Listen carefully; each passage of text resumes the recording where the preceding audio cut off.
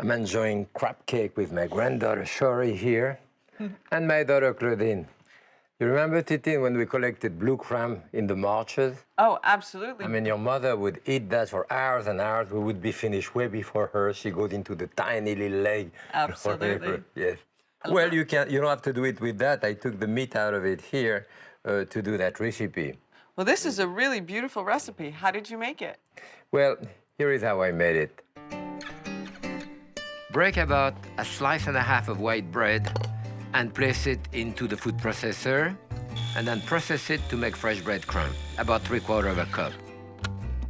To 8 ounces of crab, add about 3 tablespoons of mayonnaise, a dash of pepper, add the dried thyme and some Tabasco, salt, and snip it some chives, and the breadcrumb, and gently mix everything together. Pour a little bit of peanut oil into a skillet, heat it over medium to high heat, and then form the crab cake into 4 patties gently with your hand. Very gently arrange them in the hot skillet and saute until they are nicely brown, about 3 minutes on one side. Then turn the crab cake and cook again about 3 minutes on the other side. While the crab cake are cooking, peel a tomato using a serrated peeler.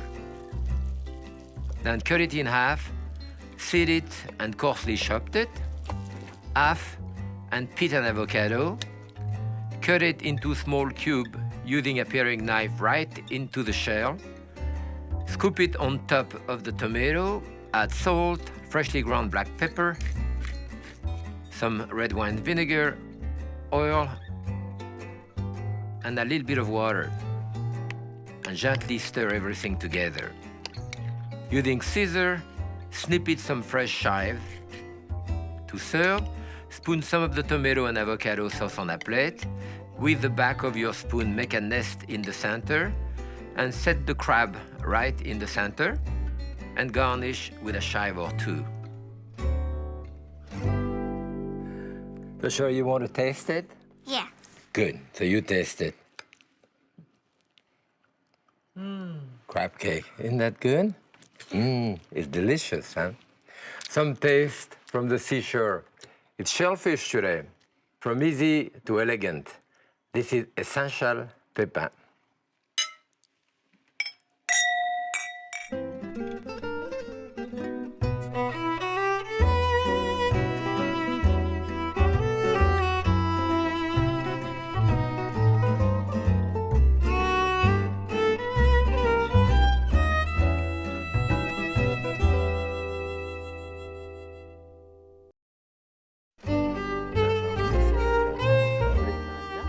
Even as a child, Claudine always enjoyed seafood.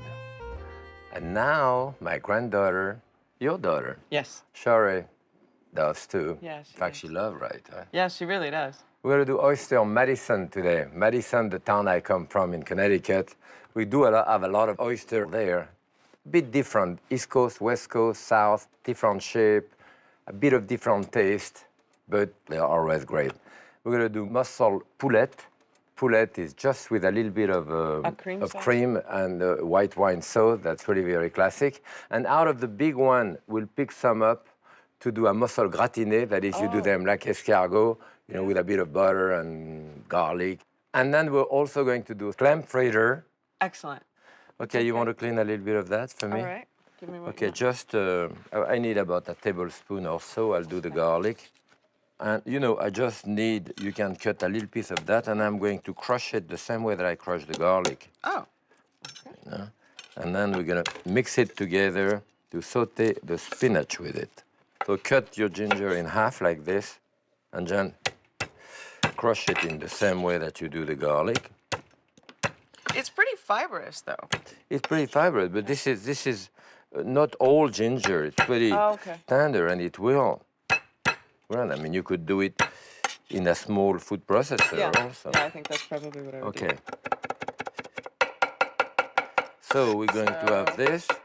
You want me to put some oil in here? Good idea. Olive oil or? I'll put Yes, a nice olive oil. Not too much, but a little bit.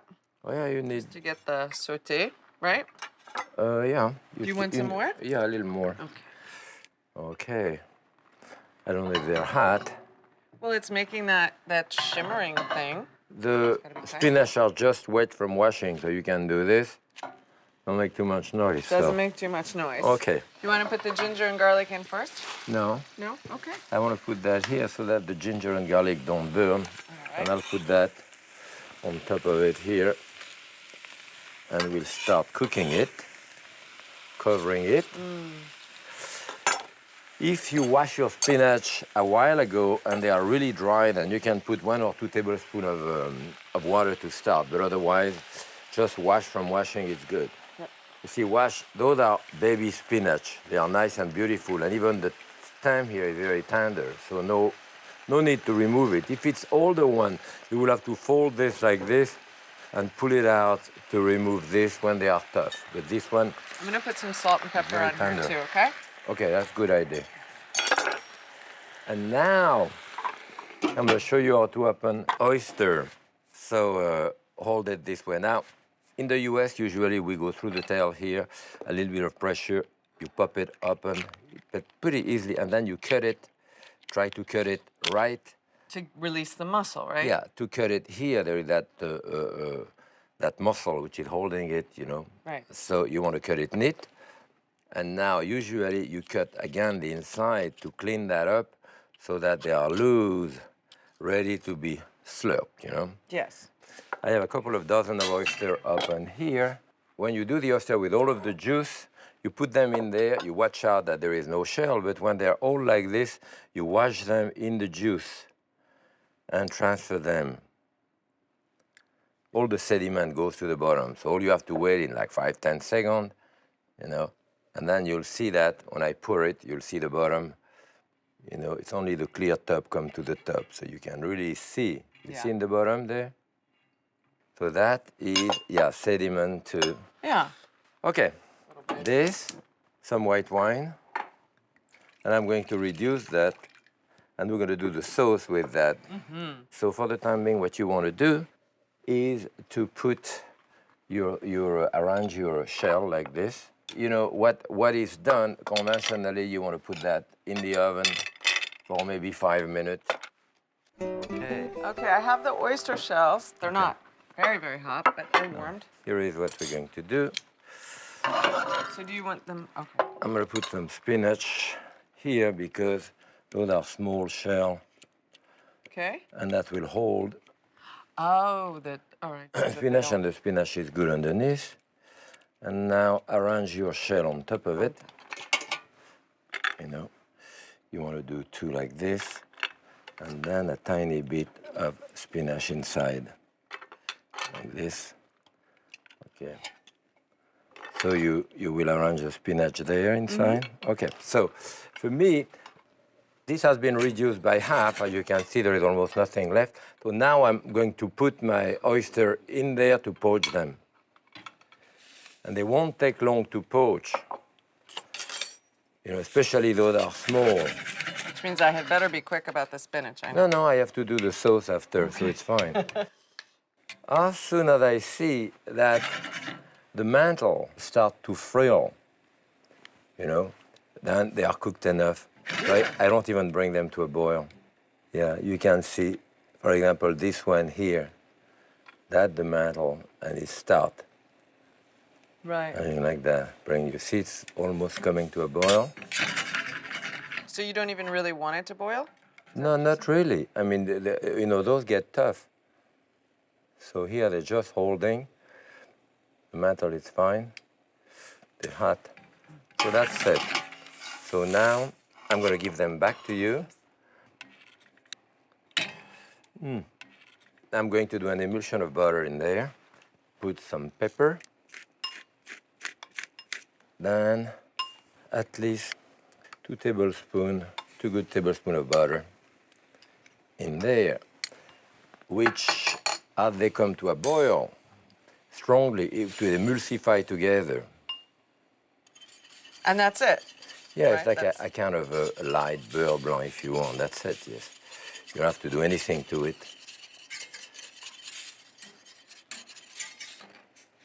just creamy and emulsify the addition of butter, and that's it. Just a nice jus. Yeah, it's a jus beurré, you know? Put them straight, that's it. There. This is great. Good. And this is the Oysters Madison. So now we're gonna make mussels Poulette. Poulette. Les moules poulettes, mussel poulette, mussel marinière, you know, it's just with the white wine that I'm going to do. And if you add cream to it, it becomes mussel poulette. You see those mussels have been cleaned. Look at this one, see it's open? If I bang on it, It gets upset. no, if it's live. See, if it's live, it's closed. Right. So I know that mussel is live, you know. I mean, you don't have to throw a mussel out because it Oh, happens. because it's open. Yeah. And this, I mean, look at the incrustation on top of it. You know, that you can clean up with a knife, but it doesn't really matter. It'll it gives stay? taste. Yes. The point is I haven't seen mussel that dirty. I shouldn't say dirty, but that with the incrustation, the beard has in a long time, because usually they grow on wire now, and you have none of those, so those must be wild ones. So I'm going to start right away. So we cook them in there. My pan is hot. And then I put white wine in there. Ooh. Now it's going to go fast. Now it's going gonna to go open fast. fast. I'm going to put onion in it. I'm gonna peel you some garlic. Peel some garlic for me. So onion, garlic.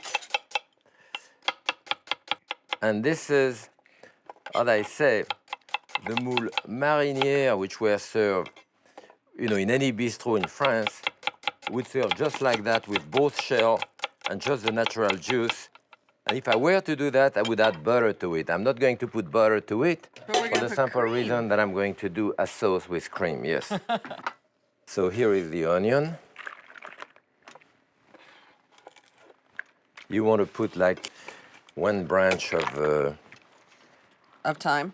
thyme in there that you can give me. I'm going to put 2 bay leaves on top. That's it. Right. Good. You should taste them, you know, because sometimes the mussel can be very, very salted. And sometimes I tell you I have to add salt to it, depending on the... Now, some time of the year, they're really full. Some of the time of the year, they are much less full. Depending where they come from, too. You know, I have a lot of those coming from Canada. You see Do here... mussels have a season, like oysters have a season? They have a season, of course. The season where they spawn. And you know what happened with those, with all the shellfish like this? They acquire their nutrient through a filtering system.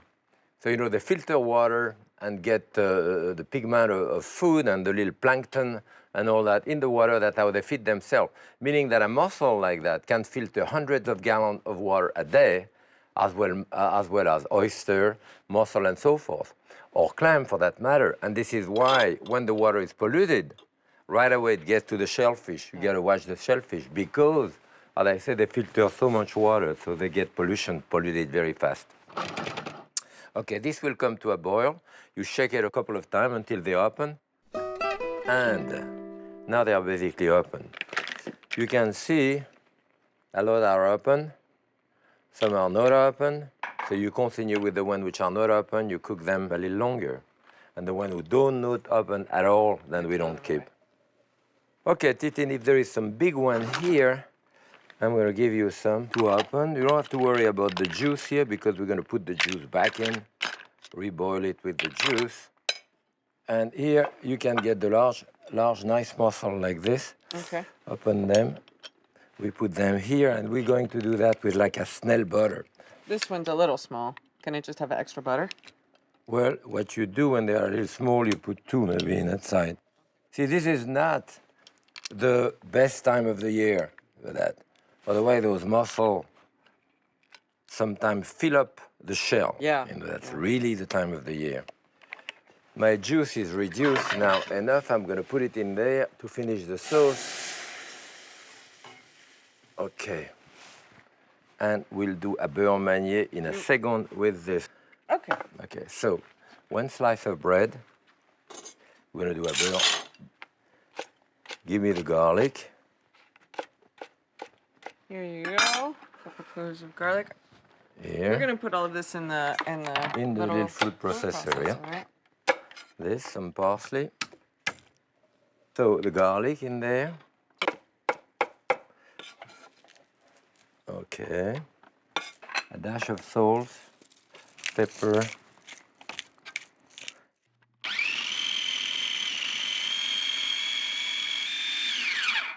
Okay, how beautiful it is. Put a bit of Tabasco in there, butter and olive oil. Here is good olive oil. Nice and fluffy with the butter in it. You mix it this way. And now you can put a little bit of that on each of those. That on top. So you want it like sort of mounded like this? Yeah, we're going to do a little bit of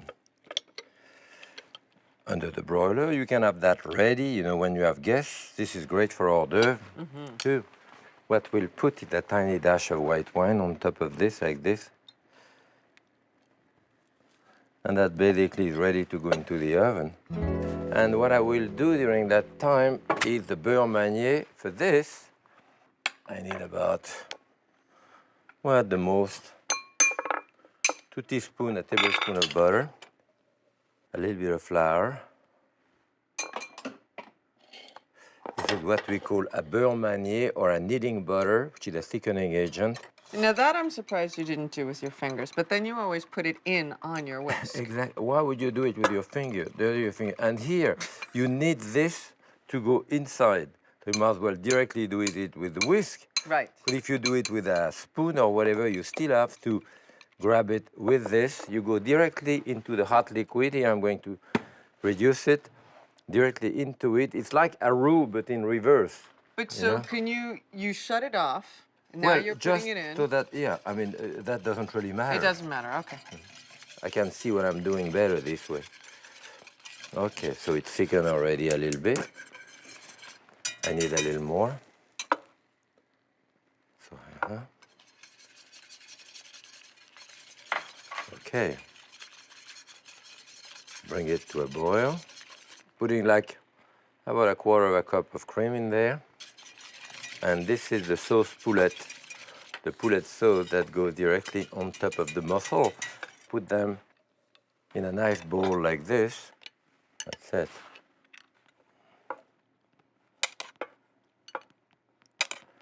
Mussels Poulette. Mussels Poulette.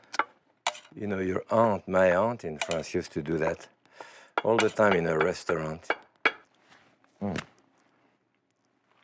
This one is extra. Do you want to taste it? I do. Okay. So here is the moule poulette and the mussel gratinee.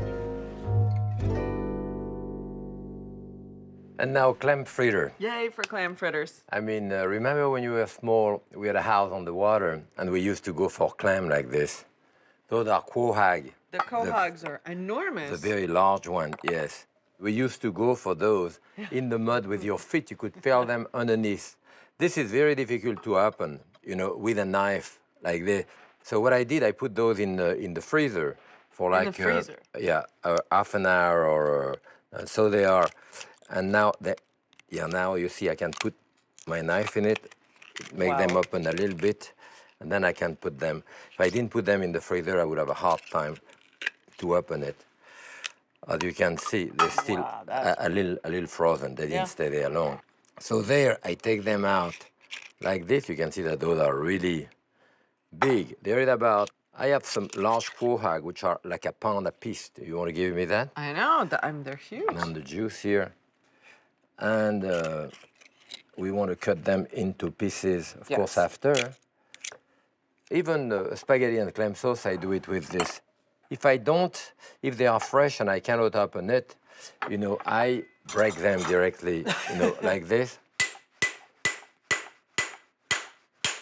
That's it. That's it. And if you really cannot do it otherwise, then at that point, I open them, then after when you slide your knife, of course, into it. Claude has another technique. He put them in the vise. He goes to his shop. Oh, really? Put them in the vise and break them in the vise. So while you're cutting this, I'm going to do the batter for that. All right. Sometimes I put some jalapeno in there, but this time I don't think we do. Okay, I'm going to do two. You want these to be relatively this size, right? Pretty much? This is a good size? Yes, yes. Okay. And maybe a third of a cup of cornmeal. So I put a teaspoon, maybe even a teaspoon and a half of baking powder, 1 egg, and I'm going to do the juice of the clam. I mean, usually when you do this, you have many more juice, like I have this here. When we open all of those clams, I have that juice. Now, you keep that frozen. When I do spaghetti and clam sauce or other thing, or we use even to do a cocktail in Long Island, they do a cocktail with vodka and ice cold, the juice of the clam. Okay, so I have an egg in it. Some of the juice of the clam, I will put more. Okay. Here. And you don't really put any salt or anything in there, right? No clams. salt, you know, you can put jalapeno or maybe some pepper. I'm gonna put some pepper here. Okay. We'll put a bit of garlic. Here. A bit of scallion. Okay. And we're going to be ready to fry them.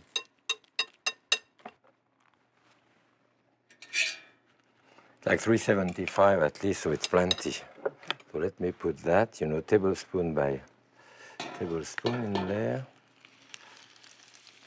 So this is nice for a party, you know, eating outside. Yeah.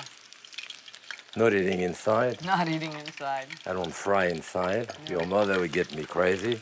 If I fry anything inside, I get killed. Okay, this is about full. And you can see they come to the top, and you can flip them over a little bit. See, they're doing pretty good. Oh, they look beautiful. Just have to wait another minute or so. I think it's time for a glass of wine, Titin. We worked a lot. I think you're absolutely right. Okay. What do we have? A Chardonnay here? Yeah, a little Macon Chan. Macon Charme? Oh, Chan. Okay. Chan. Yeah. Chan. Here you go. While you wait for your things to cook. It's always nice to cook with wine. Okay. I think it's about fine now.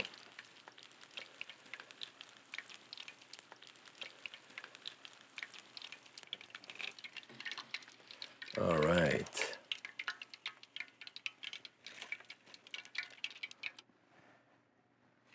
I think they look really, really beautiful. Especially that one. Crunchy. And here is the Clam Fritters. Oh, and here is Shori. Here is my granddaughter. Hi, sweetheart. Hi, baby. Have you had clam fritter before? Never. No, I don't think so. I want you to taste this. You want to taste a piece of it? Like You're this. gonna like that. Then your mom, you're gonna have another piece like this. You like it? Well, so you can have a drink with it. That's good. I've cooked all my life, and I still enjoy it, especially sharing time in the kitchen with my family. And you. Happy cooking. Happy cooking.